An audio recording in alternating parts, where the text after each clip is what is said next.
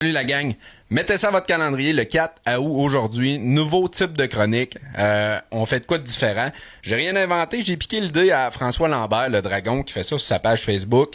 J'ai trouvé ça original puis très drôle. Donc, type de chronique haters. Les haters, il y en a partout. Facebook est rempli de haters, de monde qui vont dire de la méchanceté ou bitcher le monde pour le fun. J'ai décidé d'en faire une petite chronique. Fait qu'aujourd'hui, pour vous autres, on va faire le courrier des haters. Je vais juste vous lire 8 ou 9. Pour commencer, on fait ça smooth, puis peut-être à chaque mois ou 2 mois, on va pouvoir vous lire ça. C'est quand même assez drôle. Prenez votre café, écoutez ça, prenez ça sur un grain humoristique. Là. Je fais pas ça pour bitcher personne. Je donne aucun nom sur ce qui a été dit, mais ça peut être très drôle. Je vais commencer avec la première qu'on a reçue assez dernièrement. L'article en référence était notre test du Ford Bronco. Je lis mot pour mot. Pas besoin de mentionner le français, je suis pas le meilleur en français non plus, mais à vous d'imaginer comment c'est écrit. C'est de la grosse marde. Voici le commentaire qu'on a reçu suite au review qu'on a fait sur le Ford Bronco. Notre réponse à ça a été: quel est l'aspect du modèle du véhicule que vous n'avez pas aimé durant la conduite? Et la réponse du commentaire étant: je l'ai pas essayé, trop de la grosse marde. Excusez. Donc, trop de la grosse marde pour de l'essayer, mais on sait que c'est de la grosse marde. C'est ça. Fait que là, vous voyez un peu où on s'enligne dans le type de chronique. C'est humoristique. Deuxième, pour aujourd'hui. Un commentaire que nous, on marque. On a fait une petite vidéo puis on a marqué: merci de nous suivre, la gang. On est super content que vous nous suivez. La réponse, le premier commentaire étant: votre magazine est pas mal moins hot que ceux des États-Unis. On comprend qu'on n'a pas les mêmes budgets, on n'a pas le même bassin. On fait de notre mieux. Le budget, on s'entend, là, vient à 90% de ma poche. Les partenaires nous aident beaucoup, mais on essaie de faire ce qu'on peut au Québec avec le magazine qu'on a. Ça prend de l'ampleur. On est très fiers de ce que ça s'enligne, mais cette personne, on est désolé de te décevoir. On n'est pas aussi grand que les four-wheelers de ce monde. Troisième commentaire qui m'a quand même fait rire, puis qui arrive plus d'une fois. Va chier tes lettres. Chacun ses goûts. J'ai pas l'aspect de penser que je suis très joli ou quoi que ce soit, mais de perdre son temps à aller marquer à quelqu'un qui est laid sur Facebook, c'est ça. Puis je vais me permettre un petit jugement. C'est rarement les plus beaux qui vont dire ça des autres. Donc, je suis désolé si je suis pas assez beau pour vous, mon public.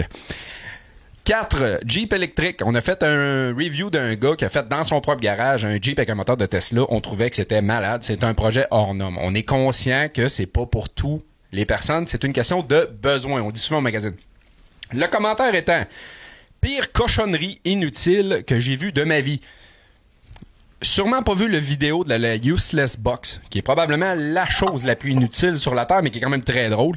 Le Jeep électrique, le gars l'a fait pour lui, il fait pas de sentier, il va juste travailler, il revient, il charge la nuit, il va travailler. Donc le gars paye aucune essence, il fait que ça avec son véhicule, donc c'est un très beau projet qui convient à ses besoins. Je suis d'accord, le gars il ira pas faire Moab ou 400 km de trail ou d'Overland, mais pour lui, c'est un très bon produit. Numéro 5. La vente de stickers. On faisait beaucoup de ventes de stickers au début pour promouvoir le groupe. On avait reçu comme commentaire à la vente de stickers qu'on vendait $1 au début. Avec tout l'argent que vous faites avec ça, Chris, toi là dans le cul. Et... Donc, je sais pas s'il parlait qu'il voulait que je mette l'argent, tous les millions qu'on fait avec le magazine, dans mon cul, ou les stickers. J'ai toujours rien fait en ce moment. J'ai toujours rien inséré à cet endroit de mon corps. J'ai pas écouté son commentaire, malheureusement, pour certains qui pourraient trouver ça très drôle. Mais non, c'est en effet le type de commentaire qu'on fait. Puis ceux qui pensent qu'on fait beaucoup d'argent au Québec avec le 4x4, vous devriez faire vos devoirs et faire un peu de recherche. Il n'y a pas vraiment d'argent à faire dans le monde du 4x4 au Québec, à part par passion. Numéro 6. Ah oui, sur le test du Land Rover, on a fait un test du Land Rover Defender avant qu'il sorte au Québec. Le commentaire étant: arrête de te la péter avec un véhicule, avec les véhicules des autres. Donc, faut savoir que ça fait un peu partie du magazine que de présenter des projets de passionnés à d'autres passionnés ou de présenter des véhicules. Donc, je suis désolé si c'est pas les miens que je teste à chaque fois, mais j'ai pas le choix de prendre les appels des concessionnaires qui nous appellent, qui nous approchent pour qu'on teste le véhicule et de dire un gros merci, premièrement, et de tester les véhicules. Numéro 7. Ton truck, c'est de la marde. Je passe là avec mon Vitara. OK. Ça, on le voit énormément, OK? Puis c'est drôle, ceux qui vont me dire qu'ils passent plus que tout le monde, c'est jamais les gars de buggy qui grignotent tout le temps. Fait que là, le gros buggy en 50, en 44, whatever, eux, jamais ils vont se la péter à dire qu'ils passent plus. Mais les gars qui nous challengent à dire qu'ils passent plus que les tests qu'on fait, c'est toujours des véhicules tels que le Vitara mentionné ici. Aucun jugement sur le Vitara, ça peut être une très belle machine bien montée, avec beaucoup d'investissement. C'est juste que c'était pas le cas lors de ce commentaire-là. Faut savoir aussi qu'on teste les véhicules le plus possible selon les besoins des gens qui risquent de se procurer ce véhicule-là. C'est triste à dire, mais les propriétaires de Jeep, à 80% du temps, ne font aucune trail. Ceux qui font de la trail, c'est de la trail débutant, parfois intermédiaire, mais c'est pas la clientèle visée lorsqu'une compagnie va vendre et sortir un véhicule. Ils vont avoir des modèles comme le Rubicon qui sont un petit peu plus hors norme pour les sentiers, mais c'est jamais de quoi d'extrême. Fait qu'on va pas aller tester ça au LMX, par exemple. Un Ford Bronco LMX, il va t'offrir 1 mètre puis il va fendre en 4. C'est pas fait pour ça. Numéro 8, on achève. Arrête d'utiliser des mots en anglais. Nous sommes au Québec. Je comprends que ça peut gosser certaines personnes dans nos articles ou des reviews lorsqu'on nomme des parties mécaniques du moteur ou des parties, peu importe, en anglais.